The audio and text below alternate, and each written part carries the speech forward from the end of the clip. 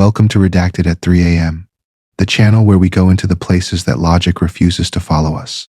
Tonight, we begin something different. This is not a single story. This is the first of 5. 5 accounts connected by a thread that I did not notice at first. A thread that, once I saw it, I could not unsee. By the time we reach the end of the 5th episode, you will understand what I mean. For now, we start here. I didn't realize the room had ever been occupied until I found the parts of it someone tried to erase. The building was older than most people remembered. It sat at the end of a narrow service road, behind a row of inactive warehouses that had long since lost their signage. Nothing about it stood out, except how easily it blended into neglect. The kind of place you pass without noticing, even if you've driven the same route for years. I wasn't supposed to be there at night. My shift usually ended before sunset, but that evening the system had flagged a backlog of archived material that needed to be reviewed manually. It wasn't unusual. The organization I worked for dealt with records sold, physical records files that were never digitized for reasons no one ever explained, so I stayed. The lights inside the building were uneven. Some flickered faintly. Others hummed with a low, constant buzz. The air smelled like dust and paper with something faintly metallic beneath it. I remember checking the time. It was a little past 2:40 a.m. I told myself I'd finish one more box, then leave. The archive room I was assigned to was labeled B17, a simple metal plaque screwed slightly crooked into the wall. The door opened with resistance like it hadn't been used recently. Inside, the room looked ordinary. Shelves lined the walls stacked with uniform gray boxes. A single overhead light cast a dull, steady glow. No windows, no decoration, just storage. It felt not abandoned, just overlooked. I set my box on the table in the center and started sorting through its contents. Most of the files were routine, reports, printed forms with official stamps and signatures that no longer meant anything. The work was quiet, predictable, comforting you. But after a while I noticed something small. One of the shelves toward the back wall had a gap. It wasn't large, just enough space where a box should have been. At first I assumed it had been removed, maybe misplaced or reassigned. It wasn't unusual for the cataloging system to lag behind physical changes. Still, something about it felt intentional. The surrounding boxes were aligned perfectly. Clean edges, no dust disturbance. The gap itself was different. The surface behind it looked cleaner, as if something had been there for a long time, something that had only recently been taken away. I ignored it. At least I tried to.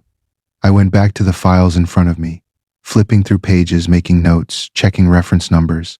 But the silence in the room had changed. It wasn't empty anymore. It's difficult to explain that feeling. There was no sound, no movement. But the absence of those things started to feel noticeable, like something was supposed to be there and wasn't. I checked the time again. 2:58 home. I remember that clearly, because at exactly 3:0 the overhead light flickered once, just once, then it steadied again. I looked up instinctively, waiting for it to happen again. It didn't. But something else caught my attention. The door. It was slightly ajar. I was certain I had closed it, not lock it just closed. Now there was a narrow gap, just enough to see the darker hallway beyond. I stood up, slowly. There was no sound of footsteps outside, no voices, nothing to suggest anyone else was in the building. I walked to the door and pulled it open. The hallway was empty, long, dimly lit, completely still. I stepped out, looked both ways, then stepped back inside and closed the door firmly this time. The latch clicked. I stood there for a moment, listening. Nothing, just silence. I told myself it was the building. Old structures shift, doors settle, air pressure changes. Simple explanations. I went back to the table. But I didn't sit down immediately.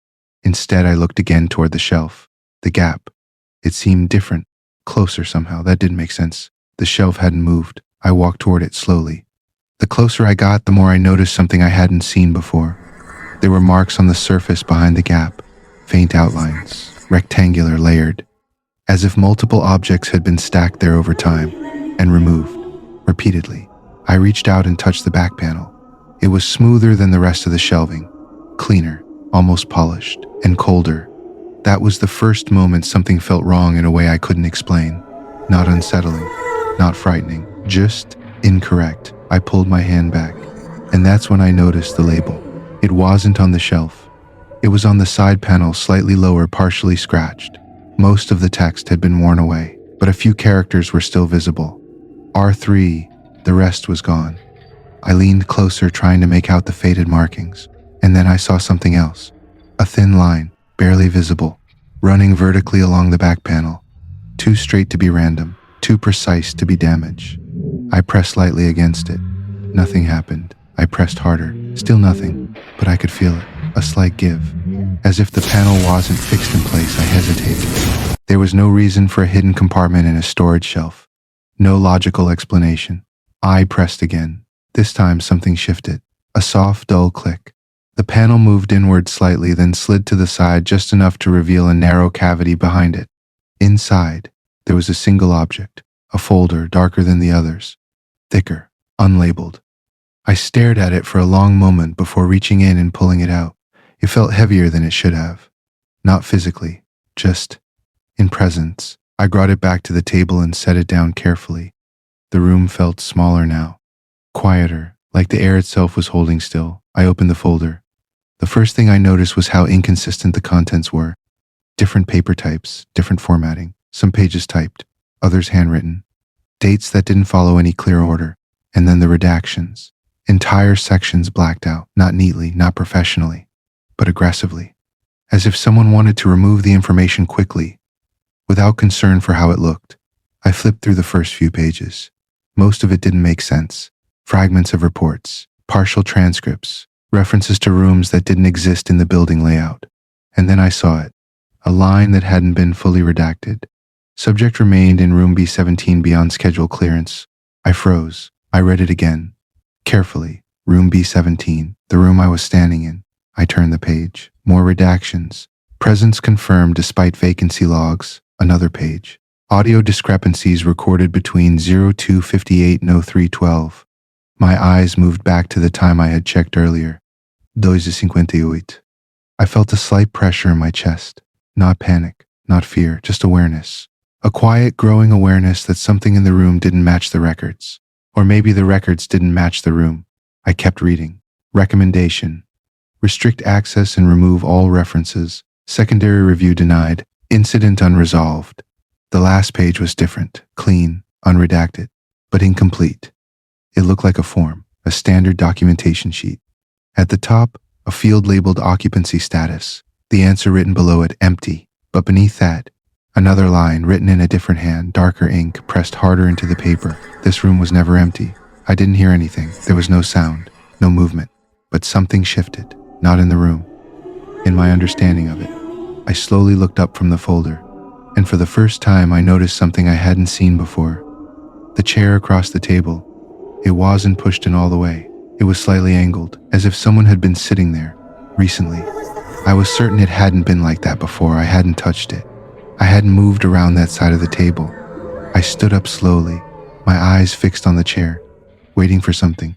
Anything, nothing happened. But the silence had changed again. It felt occupied. I stepped back, then another step. My hand reached behind me for the door. I didn't look away from the chair as I opened it. The hallway beyond seemed darker than before, or maybe my eyes hadn't adjusted. I stepped out, then turned back just for a moment. The room looked exactly the same, still, empty, except it didn't feel empty anymore. I closed the door, and this time I didn't go back inside. I walked down the hallway, faster than I meant to, not running. Just the main office. I placed the folder on my desk. I considered reporting it, logging it, following procedure. But something stopped me. Instead, I opened the system and searched for room B17.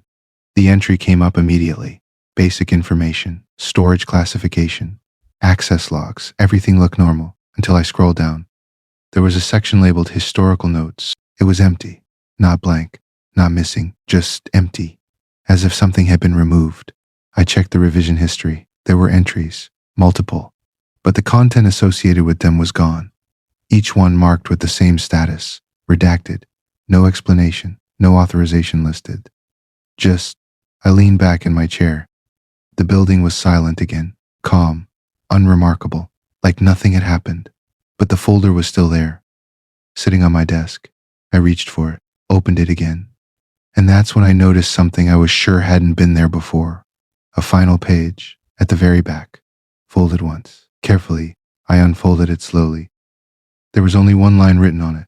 No redactions, no identifiers, just a single sentence. If you're reading this, it means the room noticed you. I didn't finish my shift. I left the building before sunrise. I didn't file a report. I didn't log the discovery. And when I came back the next day, the folder was gone. My desk was clean. The system showed no record of any access to B17 that night, and the shelf inside the room had no gap, no hidden panel, nothing out of place, just rows of identical boxes, exactly as they should be. But when I checked the access logs one more time, there was a single entry added at 3:07 a.m. No name, no clearance level, just one word in the activity field, occupied. And by the time I tried to open that record again, it had already been redacted.